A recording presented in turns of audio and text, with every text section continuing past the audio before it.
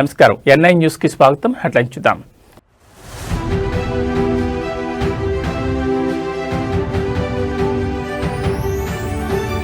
చంద్రబాబు ఢిల్లీ పర్యటన ఖరారు. పోలవరం, అమరావతి నిధులపైనే స్పెషల్ ఫోకస్.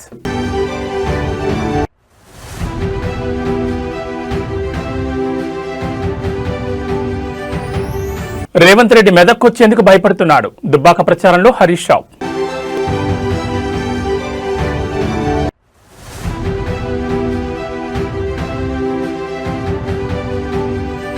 ఏపీలో మళ్లీ బర్డ్ ఫ్లూ కలకలం. ప్రభావిత గ్రామాల్లో అప్రమత్తమైన అధికార యంత్రాంగం.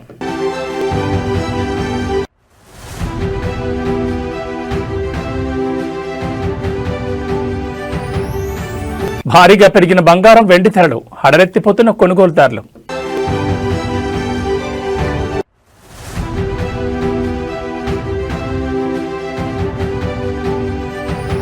భారత్ పాక్ మ్యాచ్ పై వేడిన ఉత్కంఠ. పీసీబీకి ఐసీసీ 24 గంటల గడువు. ఇక వివరాలు చూస్తే, అభివృద్ధి పనులకు నిధుల సమీకరణ, ఆంధ్రప్రదేశ్ రాష్ట్ర ప్రయోజనాలే లక్ష్యంగా ఇవాళ సీఎం చంద్రబాబు హస్తనకు వెళ్తున్నారు. ఇవాళ రాత్రి 7:20 గన్నవరం విమానాశ్రయం నుంచి బయలుదేరి రాత్రి 9:35 ఢిల్లీ చేరుకుంటారు. రాత్రికి ఢిల్లీలోని వన్ జన్పద్ నివాసంలో ఆయన బస చేయనున్నారు. రేపు ఉదయం నుంచి కేంద్ర హోంమంత్రి అమిత్ షా, కేంద్ర ఆర్థిక మంత్రి నిర్మలా సీతారామన్, ఇతర కీలక శాఖల మంత్రులతో వరుస సమావేశాల్లో పాల్గొనున్నారు. అనంతరం పర్యటన ముగించుకుని రేపు రాత్రికి తిరిగి అమరావతి చేరుకుంటారు. ఈ పర్యటనలో సీఎం చంద్రబాబు ప్రధానంగా పోలవరం ప్రాజెక్టుకు పెండింగ్ లో ఉన్న బకాయిల విడుదల, పునరావాస ప్యాకేజీలు, కొత్త ప్రాజెక్టుల అనుమతులపై కేంద్ర జలశక్తి మంత్రి సిఆర్ పాటిల్తో చర్చించనున్నారు. ఇటీవల కేంద్ర బడ్జెట్లో రాష్ట్రానికి కేటాయించిన నిధుల విడుదల ప్రక్రియను వేగవంతం చేయడంపై డిస్కస్ చేయనున్నారు. రాజధాని అమరావతి నిర్మాణానికి సంబంధించిన ప్రపంచ బ్యాంకు రుణ ప్రక్రియ, కేంద్ర ప్రభుత్వం నుంచి అందాల్సిన వివిధ రకాల గ్రాంట్లపై దృష్టి సారించనున్నారు. ముఖ్యంగా అమిత్ షాతో భేటీలో రాష్ట్రంలోని తాజా రాజకీయ పరిణామాలు, స్వర్ణాంధ్ర 2047 విజన్, త్వరలో జరగబోయే ఇతర కీలక నిర్ణయాలపై చర్చించబోతున్నట్లుగా తెలుస్తోంది. ఇక ఫిబ్రవరి 16న మైక్రోసాఫ్ట్ వ్యవస్థాపకుడు బిల్ గేట్స్ ఏపీ పర్యటనకు రానున్న నేపథ్యంలో అందుకు సంబంధించిన సాంకేతిక ఇతర అంశాలను కూడా కేంద్ర ప్రభుత్వం దృష్టికి సీఎం చంద్రబాబు తీసుకెళ్లే అవకాశం ఉంది.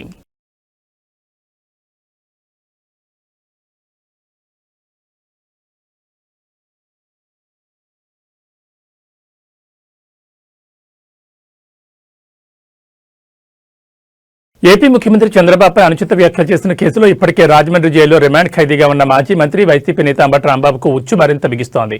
గత ఏడాది నవంబర్ 12న మెడికల్ కాలేజీల పీపీపీ విధానాన్ని నిరసిస్తూ ధర్నా చేసిన సమయంలో భారీ కేడ్లను తోసుకుంటూ పోలీసులతో ఆయన దురుసుగా ప్రవర్తించారు. దీనికి సంబంధించి పట్టాభిపురం పోలీస్ స్టేషన్లో అంబటిపై కేసు నమోదైంది. ఈ కేసుకు సంబంధించి అంబటిని విచారించేందుకు పట్టాభిపురం పీఎస్ పోలీసులు గుంటూరు కోర్టులో ఉన్న పీటీ వారెంట్ దాఖలు చేశారు. ఈ వారెంట్పై కోర్టు ఈ రోజు తీర్పును వెలువరించనుంది. అంబటిపై మరిన్ని కేసులు కూడా నమోదయ్యాయి. ఈ అన్ని కేసుల్లో ఆయనపై పీటీ వారెంట్లు దాఖలు చేసే అవకాశం ఉంది. మరోవైపు చంద్రబాబుపై వ్యాఖ్యల కేసులో గుంటూరు కోర్టులో అంబటి బెయిల్ పిటిషన్ వేశారు. ఈ పిటిషన్పై కూడా ఈ రోజు కోర్టులో విచారణ జరగనుంది. దీనికి తోడు Ambati police custody petition, Rajahmundry central జైల్లో అదనపు సౌకర్యాల కోసం వేసిన పిటిషన్లపై కూడా ఈ రోజు విచారణ జరగనుంది. అంబటికి సంబంధించిన 4 పిటిషన్లపై విచారణ ఉండడంతో ఆయనను రాజమండ్రి సెంట్రల్ జైలు నుంచి గుంటూరుకు తరలిస్తున్నారు.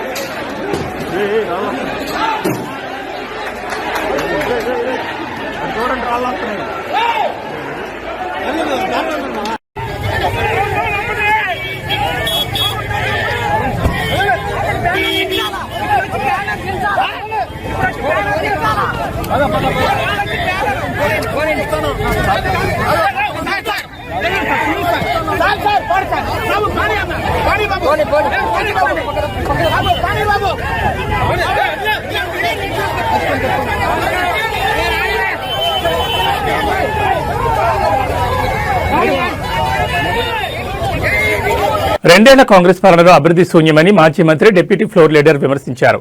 420 హామీలు ఇచ్చి ఒక్క హామీని అమలు చేయకుండా మోసం చేశారని మండిపడ్డారు. మహిళలకు ఫ్రీ బస్ ఇచ్చారు. కానీ రేవంత్ పాలన అంతా తుస్సి అని అన్నారు.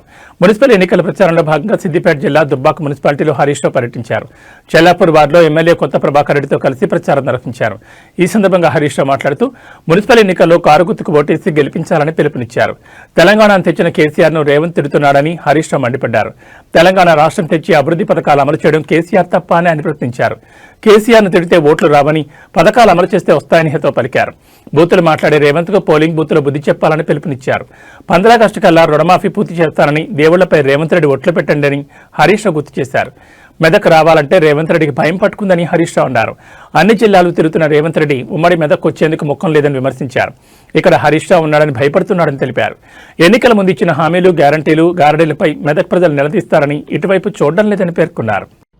మెదక్ జిల్లాకు రాలే, అటటు తిరిగిండు, నిజామాబాద్ వేయిండు, కర్నార్ వేయిండు, ఈ పక్కపొంట వరంగల్ వేయిండు. మెదక్కు రమ్మంటే వత్తలేడు. ఈడ హరీష్ రావు ఉన్నాడు, ఈడ గెలిచేటట్టు లేదు. కాంగ్రెస్ వాళ్ళు రమ్మన్నారట మెదక్కు, రమ్మంటే రేవంత్ రెడ్డి మీ ముఖానికి ఒక్కటి కూడా గెలిచేటట్లేరు రా, వచ్చి నా ఇచ్చేది పోతుంది, నేను రాను మెదక్ అన్నాడు. చుట్టూ తిరిగిడు తప్ప మెదక్కు రాలే. మెదక్ వచ్చే ముఖం లేదు రేవంత్ రెడ్డికి. మెదక్ వస్తే మా ఏడుపాయలు అమ్మవారు ఊకుంటుందా? మా కొమరెల్లి మల్లన్న ఊకుంటాడా? నువ్వు దేవుణ్ణి ముఖ్యమంత్రి రేవంత్ రెడ్డిపై బీఆర్ఎస్ ఎమ్మెల్యే కేటీఆర్ చేసిన అనుచిత వ్యాఖ్యలను వరంగల్ పశ్చిమ ఎమ్మెల్యే నాయన్ రాజేందర్ రెడ్డి ఖండించారు. కబ్జా స్థలంలో కూర్చొని అవినీతి గురించి మాట్లాడడం సిగ్గుచేటని మండిపడ్డారు. జైలుకు వెళ్లే రోజులు దగ్గర పడడంతోనే ముఖ్యమంత్రిపై కేటీఆర్ అసహనం వ్యక్తం చేస్తున్నారని ఆరోపించారు. గతంలో ఇచ్చిన హామీలను తొంగలో తొక్కి ఇప్పుడు అబద్దాలతో ప్రజలను మోసం చేస్తున్నారని విమర్శించారు. దళిత బిడ్డ ప్రతిపక్ష నేతగా ఉండడం జీర్ణించుకోలేక ఇలాంటి చౌకబారు విమర్శలు చేస్తున్నారని, ఇప్పటికైనా పద్ధతి మార్చుకోవాలని హితవు పలికారు. హనుమకొండ జిల్లాలో కబ్జా పెట్టిన పార్టీ ఆఫీసులో కేటీఆర్ గారు ప్రెస్ మీట్ పెట్టి దొంగే దొంగ దొంగ అన్నట్టు రేపో మాపో జైలుకు పోవలసిన వాడు విచారణ కంప్లీట్ అయ్యి ఫోన్ ట్యాపింగ్ కేసులా, రేసింగ్ కేసులా, వాట్లల్లా వీట్లల్లా కుటుంబం రేపో మాపో జైలు పోవలసిన ఇది ఉండి ఇలా మళ్ళీ ఏ ముఖం పెట్టుకుని వచ్చి మాట్లాడుతున్నాడో అర్థం కాకుండా ఎలక్షన్ల ప్రచారంలో భాగంగా వచ్చి నోటికి ఏది వస్తుంది మళ్ళా మాట్లాడటమే. ఇక మారరా, బుద్ధి మారదా మీది? అక్కడేదో షార్ట్ సర్క్యూట్ అయితే వానకాలం చలికాలం ఇదేదో కాలిందని అంటాడు, ఇంకేదో ఏది దొరికితే అదే. రేపు మాప చెల్లపల్లికి పోయేది మీరు, మీ కుటుంబమేనా బాబు? మీరు ఎక్కడ దానికి ఆలోచనలో ఉన్నారో మీకు అర్థం కావట్లే. కానీ మీరు హన్మకొండకు వచ్చే ముందు ఆలోచన చేసుకోవాలి కదా. గతంలో 10,000 ఇస్తా అని చెప్పి పారిపోయింది నువ్వే కదా. నయం నగర్ బ్రిడ్జ్ మీద కూర్చొని 10,000 ఇస్తాను పోలే, తీసుకొస్తాను ఎలక్షన్ అయిపోయి తీసుకొస్తా అని చెప్పి నువ్వంటివి బండి పోతే బండి ఇస్తా, గుండు పోతే గుండు ఇస్తా అని ఆయన మాట్లాడే. ఇవన్నీ జరిగినాయి చూసింది కదా.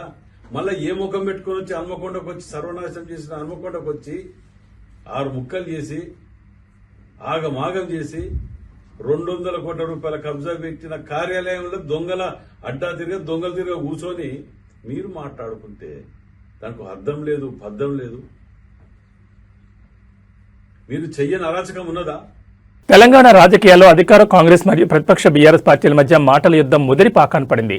ముఖ్యమంత్రి రేవంత్ రెడ్డిపై బీఆర్ఎస్ వర్కింగ్ ప్రెసిడెంట్ కేటీఆర్ చేసిన పరుష వ్యాఖ్యలకు నిరసనగా కాంగ్రెస్ ఎమ్మెల్సీ అద్దంకి దయాకర్ తీవ్రస్థాయిలో విరుచుకుపడ్డారు. కేటీఆర్ అహంకారపూరితంగా మాట్లాడుతున్నారని, తెలంగాణ రాష్ట్రం ఎవరి సొత్తు కాదని ఆయన స్పష్టం చేశారు. రాజకీయాల్లో విమర్శలు సహజమే కానీ ఒక ముఖ్యమంత్రిని ఉద్దేశించి వ్యక్తిగత దోషాలకు దిగడం కేటీఆర్ స్థాయికి తగదని ఆయన హెచ్చరించారు. అద్దంకి దయాకర్ తన విమర్శల్లో కేటీఆర్ కుటుంబ రాజకీయాలను లక్ష్యంగా చేసుకున్నారు. తండ్రి కేసీఆర్ పేరు చెప్పుకుని రాజకీయం చేస్తున్న నీకు అంత అహంకారం ఎందుకు అని ఆయన ప్రశ్నించారు. తెలంగాణ రాష్ట్రం మీ కుటుంబ జాగీర్ కాదని, ప్రజలు మిమ్మల్ని తిరస్కరించిన విషయాన్ని గుర్తుంచుకోవాలని హితవు పలికారు. కేటీఆర్ తన సొంత పార్టీని తానే నాశనం చేసుకుంటున్నారని, అందుకే కాంగ్రెస్ పార్టీని వారిని పెద్దగా పట్టించుకోవడం లేదని ఎద్దేవా చేశారు. రాష్ట్ర అభివృద్ధిలో బీఆర్ఎస్ పాత్ర కంటే విధ్వంసమే ఎక్కువగా ఉందని ఆయన మండిపడ్డారు. రాబోయే రోజుల్లో కేటీఆర్ తన భాషను మార్చుకోకపోతే ప్రజలే బుద్ధి చెప్తారని దయాకర్ హెచ్చరించారు. రాష్ట్రానికి పట్టిన శని మీరు అంటూ తీవ్రమైన పదజాలంతో ధ్వజమెత్తు పిచ్చి పిచ్చి మాటలు మాట్లాడితే చూస్తూ ఊరుకోమని హెచ్చరించారు. ముఖ్యమంత్రి రేవంత్ రెడ్డి తన పని తాను చేసుకుపోతుంటే ఓర్వలేక కేటీఆర్ ఎలాంటి వ్యాఖ్యలు చేస్తున్నారని విశ్లేషించారు. ఏమిరా కేటీఆర్, నువ్వెవడురా తెలంగాణకు? కేసీఆర్ అనేటోనికి పుట్టకపోతే నీ బతికేందిరా? ఎక్కడ నీ బతికెక్కడ? అయ్య సంపాదించిన దాంతో తూగుతూ బలుపెక్కి లంగా మాటలు లఫూట్ మాటలు మాట్లాడుకుంటా వెధవా తలకాయమనున్నాదిరా నీకు? హౌలే చిల్లరగాళ్ళ కంటే ఆవారగాళ్ళ కంటే బజారుగాళ్ళ కంటే దిగజారి మాట్లాడుతున్న దరిద్రుడా నువ్వు. ఈ తెలంగాణకు పట్టిన దరిద్రం నీ వల్లనే మీ అయ్య మొత్తం ఎక్కడికి పోయిపోయిండో చూడు. కేసీఆర్ ఇట్లాంటివన్నీ కానీ తెలంగాణ మీదకి వదిలేస్తుంది ఈ దరిద్రుని. ఇట్లాంటి పనికిరాని సన్నాసిగాన్ని కానీ నువ్వు నష్టపోతివి, తెలంగాణను దోచుకుంటట్టు చేస్తేవి, మళ్ళా ఏమిటికని వదులుతున్నావు వీడిని తెలంగాణ ప్రజల మీదకి. వీడు ఏది రోకు సోకుండాడు, వీడు మాట్లాడితే వీడు పెద్ద ఏదో పొడింగిలాగా మాట్లాడతాడు కేటీఆర్ గారు. అసలు ఎవడరా నువ్వు ఈ తెలంగాణకు? తెలంగాణ ఉద్యమం మొదలైన రోజు ఏడున్నావు? తెలంగాణ ఉద్యమంలో కేసీఆర్ని వెనక గుంజాలని లాగిన దరిద్రుడు నువ్వు. మళ్ళేదో మొదలుకొస్తుందని చెప్పి అయ్యతో వచ్చి ఇడగూరి ఇలా 17 సంవత్సరాల నుంచి తెలంగాణలో ఎమ్మెల్యేగా మంత్రిగా తూగి మొత్తం తెలంగాణను దోచుకొని ఎవరితో కలిసి ఉన్నావు నువ్వు? నీ బతికేంటిది? మొత్తం లంగ పనులు చేసుకుంటా, దొంగ పనులు చేసుకుంటా, ఫోన్ ట్యాపింగ్లు చేసుకుంటా.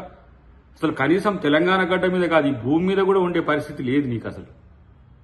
ఇట్లాంటి ఫాల్తుగాడి అలా తెలంగాణకు ప్రతిపక్ష నాయకుని కొడుకైంది. ఆ ప్రతిపక్ష నాయకుడు అంటే ఆయనకు నోరు ఉండదు. అప్పుడేమో తెగ్గ పొడింగి మాటలు మాట్లాడతాడు. అధికారం పోగానే జూప్ చప్ మళ్ళీ చిల్లరగాళ్ళను బయటికి వెళ్ళగలుగుతాడు.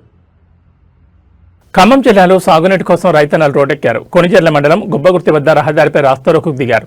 సాగునీరు లేకపోవడంతో పంటలు ఎండిపోతున్నాయని, వెంటనే సాగునీటిని అందించి పంటలను కాపాడాలని డిమాండ్ చేశారు. నాగార్జున సాగర్ నుంచి అధికారులు నీళ్లు విడుదల చేయకపోవడంతో తమ మొక్కజొన్న పంటలు ఎండిపోతున్నాయని ఈ సందర్భంగా రైతన్నలు ఆందోళన వ్యక్తం చేశారు. దీనిపై స్థానిక నాయకులను కలిసినా పట్టించుకోవడం లేదన్నారు.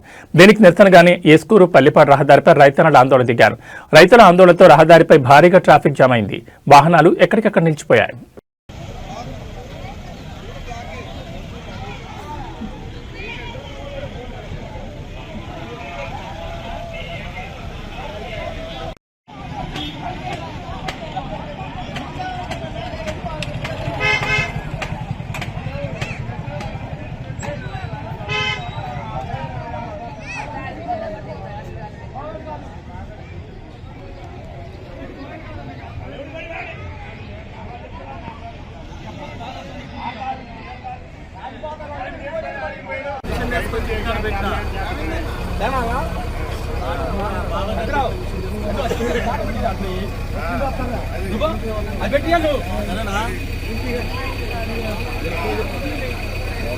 కరీంనగర్ జిల్లాలో ఎన్నికల వేడి తారాస్థాయికి చేరింది. మున్సిపల్ ఎన్నికలు కూడా అమల్లో ఉండడంతో అధికారులు నిబంధనలను అత్యంత కఠినంగా అమలు చేస్తున్నారు. ఈ క్రమంలోనే కరీంనగర్ వేములవాడ ప్రధాన రహదారిపై ఒక ఆసక్తికర సంఘటన చోటు చేసుకుంది.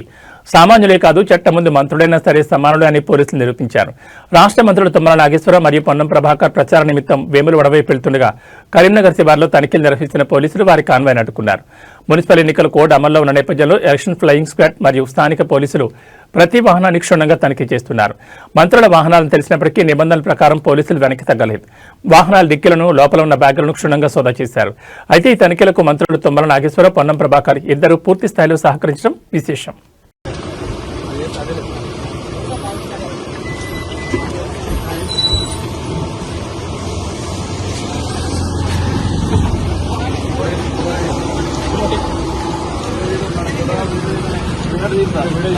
ఏపీలో మరోసారి బర్డ్ ఫ్లూ కలకలం రేపుతోంది. చిత్తూరు జిల్లా పరిధిలోని సదుం మండలంలోని పలు గ్రామాల్లో వైరస్ పంజా విసురుతోంది. వైరస్ కారణంగా కోళ్ల ఫారాల్లో గత వారం రోజులుగా కోళ్లు ఉన్నట్టుండి చనిపోతున్నాయి. దీంతో ఇప్పటికే దాదాపు 28,000 కోళ్లు మృతి చెందాయి. వైరస్ తీవ్రత ఎక్కువగా ఉండడంతో ఇతర ప్రాంతాలకు వ్యాపించకుండా 3 కోళ్ల ఫారాలను రెవెన్యూ అధికారులు సీజ్ చేశారు. అంతేకాకుండా బతుకున్న కోళ్లను సైతం నిర్మూలించే ప్రక్రియ మొదలుపెట్టారు. ఊరు బయట జేసీబీతో భారీ గుంతలు తీసి వాటిని శాస్త్రీయ పద్ధతిలో పూడ్చిపెడుతున్నారు. ఘటనపై స్థానిక ఎంఆర్ఓ స్పందించారు.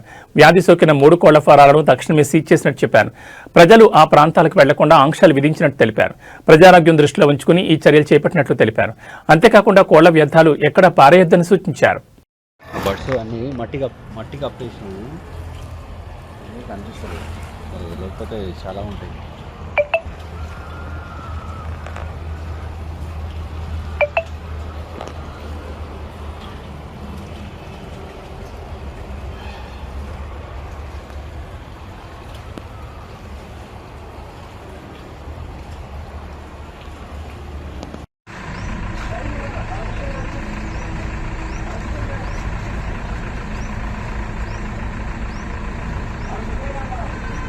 Ready sir. గేట్ పెట్టించేసి అది రాగానే గేట్ పెట్టేసాను. సార్ వాళ్ళ గేట్ క్లోజ్ చేయండి.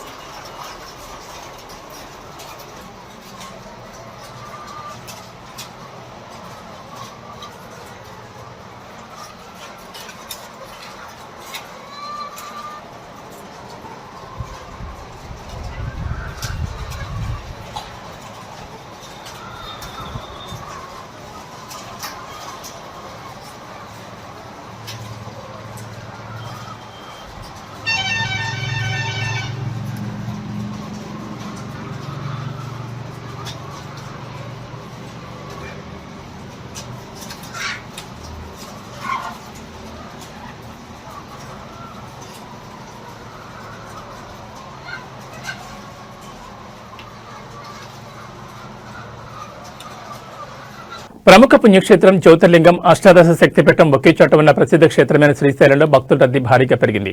మహాశివరాత్రి బ్రహ్మోత్సవాలు ప్రారంభమవగా శివస్వాములు భక్తులు తమ మొక్కులు తీర్చుకునేందుకు శ్రీశైలం దేవస్థానం క్యూ కట్టారు. వేకోజాము నుంచి స్వామి అమ్మవార్ల దర్శనానికి భక్తులు బారులు తీరారు. మహాశివరాత్రి బ్రహ్మోత్సవాల్లో భాగంగా రెండవ రోజైన నేడు ద్వారకా తిరుమల ఆలయం తరపున స్వామి అమ్మవార్లకు పట్టు వస్త్రాలు అందనున్నాయి. రాత్రికి పురోహితులు, ఆలయ సిబ్బంది భక్తుల సమక్షంలో బృంగి వాహనంపై గ్రామోత్సవం నిర్వహించనున్నారు.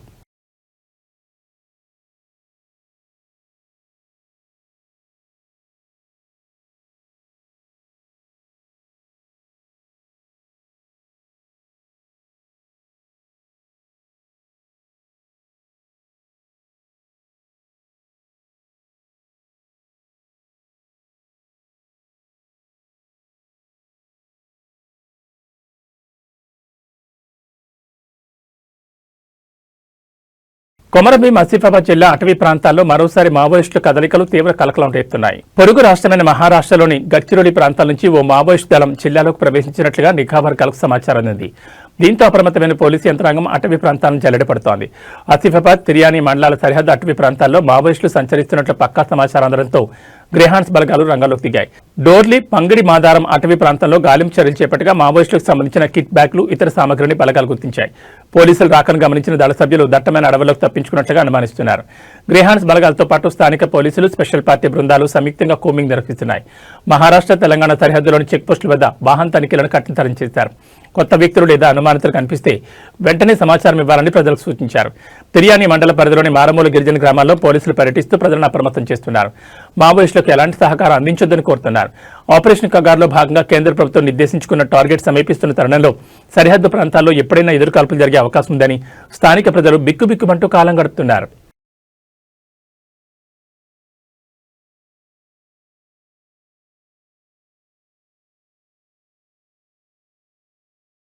ముందస్తు అనుమతి లేకుండా విధులకు గైర్హాజరవుతూ చర్యాల మున్సిపల్ ఎన్నికల పరిధిలో నిలిచిన తన భార్యకు మద్దతుగా ప్రచారంలో పాల్గొన్నట్లు ఆధారాలతో రుజువు కావడంతో సిద్దిపేట జిల్లా కొమరవెల్లి పోలీస్ స్టేషన్లో విధులు నిర్వహిస్తున్న కానిస్టేబుల్ కె రమేష్ ను ఉన్నతాధికారులు సస్పెండ్ చేశారు.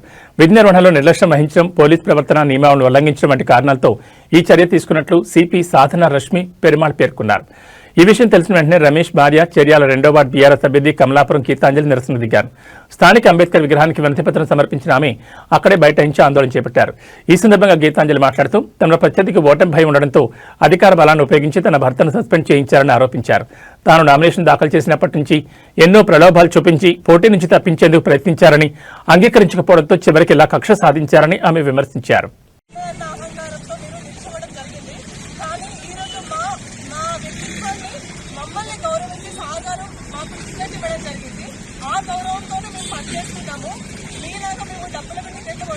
ప్రజల మధ్యలో నిల్చోలేదు. ఈ రోజు వర్షం పడుకుంటా ఎలక్షన్స్ ఉన్నాయి కదా అని ప్రజల మధ్యలో కలిసి మేము పనిచేస్తలేము.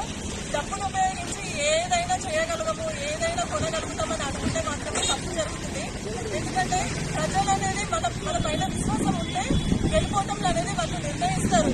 ఈ రోజు నా భర్తను మీరు నిర్దాక్షిణ్యంగా విధుల నుంచి సస్పెండ్ చేసినప్పటికీ కూడా మేము ఎంత బాధలకు లోనవుతున్నాము. ఈ రోజు ఇద్దరు ఆడబిడ్డల పొట్ట మీద కొట్టి మీరు మా ఉసురు మోసుకోవడం అనేది జరుగుతున్నది.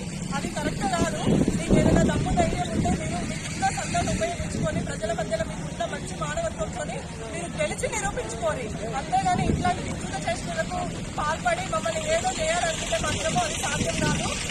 ఇంకా ఎక్కువ అంచులపైకి వెళ్తూనే ఉంటాము, ముందుకు వెళ్తూనే ఉంటాము ప్రజల సహకారంతో నాలుగుకాలంలోనే. ఈ రోజు బాబాసాహెబ్ అంబేద్కర్ గారు మాకు అందించిన హక్కులను, దళితులకు అందించిన హక్కులను దృష్టిలో ఉంచుకొని నేను ఈ రోజు రాజకీయాల్లో పాల్గొని ఈ హక్కును సాధించుకున్నాను. ఒక భారతీయురాలుగా నాకు మున్సిపల్ ఎలక్షన్లో పోటీ చేసే హక్కు లేదా, సాధారణ కాన్స్టిట్యూషన్ అయినప్పటికీ అతనికి ప్రభుత్వ ఉద్యోగం ఉన్నప్పటికీ అతను ఈ రోజు మున్సిపల్ వార్డు కౌన్సిలర్ గా అభ్యర్థిగా రాలేదు నా భర్త. అయినప్పటికీ అతన్ని ప్రచారంలో పాల్గొంటున్నాడని, వివిధ విశేషాలు చేస్తున్నాడని నేను ఏదో దృష్టికి పెట్టుకొని ఉదాహరణలు లోపల పెట్టుకొని అతన్ని ఏదో చేయాలనుకుంటే కరెక్ట్ కాదు. సాధారణ కానిస్టేబుల్ ఎదుర్కోలేదు నేను. ఈరోజు ప్రజలు ఎట్లా ఎదుర్కొంటారు? అసలు వాళ్ళ ముందుకు వెళ్ళి ఇంత ఘోరంగా ఇద్దరు ఆడపిల్లల ముసురు పోస్తుంటే మీరు రేపు ప్రజల మధ్యలోకి వెళ్ళి ఎట్లా సేవలు చేస్తారు? వాళ్ళ బాధలు ఎట్లా పట్టించుకుంటారు? వాళ్ళ కన్నింటిని ఎట్లా అర్థం చేసుకుంటారు? నామినేషన్ వేసినప్పటి నుండి మొదలు ఇప్పటి వరకు కూడా మీరు ఒక్కొక్క అడుగు ప్రజలను తొక్కుకుంటే పైకి వచ్చారు. ఇక రేపు ప్రజల గురించి, ప్రజల సమస్యల గురించి ఏం ఆలోచిస్తారు? నేను బాబాసాహెబ్ అంబేద్కర్ గారి ముందు నిలబడి మిమ్మల్ని అడుగుతున్నాను, కాటం సంజీవ్ గారు, మీరు ఏ విధంగా రాజకీయాలకు వచ్చి ప్రజల మధ్య నిల్చోగలుగుతారు? అసలు ఎక్కడి నుండో వచ్చి ఈ రోజు ప్రజల మధ్య మీకు ప్రజలతో ఎలాంటి సంబంధం లేదు, కానీ నిత్యము మేము 24 గంటలు ప్రజల మధ్యలో ఉండేటోళ్ళం, ప్రజల చేతులలో ఉండేటోళ్ళం. వాళ్ళ కష్టసుఖాలు బంగారం వెండి ధరలు గడిచిన 10 రోజుల్లో భారీ హెచ్చుతగ్గులు నమోదు చేశాయి. బంగారం వెండి ధరల పతనం కంటిన్యూ అవుతుందని ఊహాగానాలు వ్యక్తమవుతున్న వేళ కొనుగోలుదారులకు మళ్లీ షాక్ ఇచ్చాయి. హైదరాబాద్ బులియన్ మార్కెట్లో ఇవాళ 24 క్యారెట్ల బంగారం 10 గ్రాముల ధర 2240 పెరిగి 1,58,840కి చేరింది. 22 క్యారెట్ల బంగారం 10 గ్రాముల ధర 2,050 పెరిగి 1,45,600 వద్ద కొనసాగుతోంది. 18 క్యారెట్ల బంగారం 10 గ్రాముల ధర 1,680 పెరిగి 1,19,130కి చేరింది. వెండి కూడా బంగారంతో పోటీగా పెరిగింది. కిలో వెండి ధరపై 15,000 పెరగడంతో ప్రస్తుత ధర 3 లక్షలకు చేరింది. పెరిగిన బంగారం వెండి ధరలకు జీఎస్టీ తరుగు అదనంగా ఉంటుంది. ప్రాంతాలను బట్టి ఈ ధరల్లో స్వల్ప మార్పులు ఉండొచ్చు. కొద్ది రోజుల్లో శుక్రమూఢ ముగిసి పెళ్లిళ్లు ప్రారంభం కానున్నాయి. వరుసగా ధరల పెరుగుదల తర్వాత బంగారం వెండి ధరలు తగ్గుతూ వస్తుండటంతో మరింత తగ్గుతాయని ఎదురుచూస్తున్న వారికి మళ్లీ ఊహించని షాక్ తగులుతోంది. బంగారం జ్యువెలరీ కొనేటప్పుడు 22 క్యారెట్లలో వస్తుంది. దాని ప్రకారం చూస్తే ఫిబ్రవరి 7, 9 తేదీల్లో 22 క్యారెట్ల బంగారం 10 గ్రాముల ధర 4,700 పెరిగింది. ఫిబ్రవరి 6న 10 గ్రాముల రేటు 1,40,900 ఉంటే నేటికి దాదాపు 5,000 పెరిగింది. ఇది కొనుగోలుదారులకు లాస్ అని చెప్పాలి. బంగారం ధర ఇంకా తగ్గుతుందని ఎదురు చూడకుండా ఇప్పుడే కొనుగోలు చేయడం మంచిదని, మార్కెట్లు ఎప్పుడెలా ఉంటాయో అంచనా వేయడం కష్టమని నిపుణులు చెప్తున్నారు.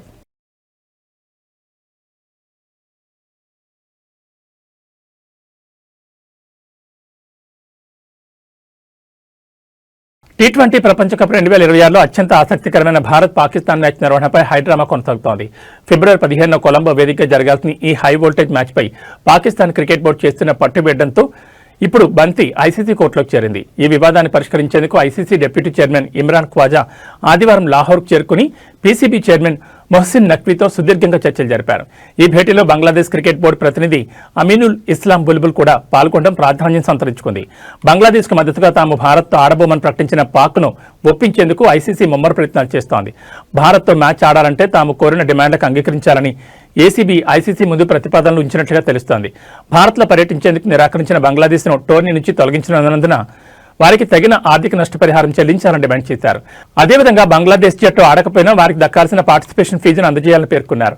రాబోయే కాలంలో జరిగే ఐసీసీ మెగా ఈవెంట్లను పాకిస్తాన్లో నిర్వహించేందుకు స్పష్టమైన హామీ ఇవ్వాలని కోరినట్టుగా తెలుస్తోంది. భారత్ పాకిస్తాన్ మ్యాచ్ అంశంపై 24 గంటల్లోపు తుది నిర్ణయం చెప్పాలని ఐసీసీ పీసీబీని ఆదేశించింది.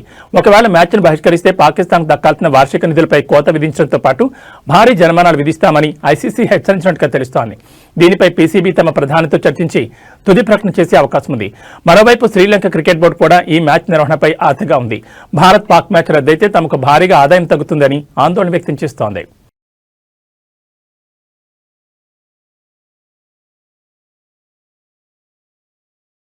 ఇక బులెటిన్ ముగించే ముందు హెడ్లైన్స్ మరోసారి.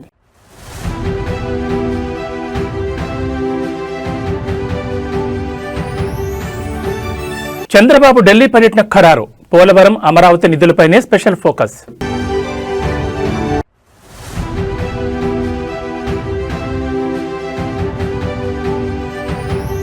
రేవంత్ రెడ్డి మెదక్కొచ్చేందుకు భయపడుతున్నాడు. దుబ్బాక ప్రచారంలో హరీష్ రావు.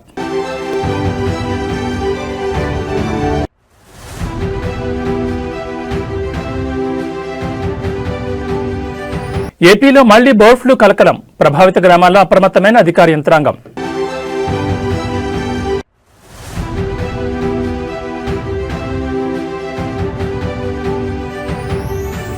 భారీగా పెరిగిన బంగారం వెండి ధరలు హడలెత్తిపోతున్న కొనుగోలుదారులు.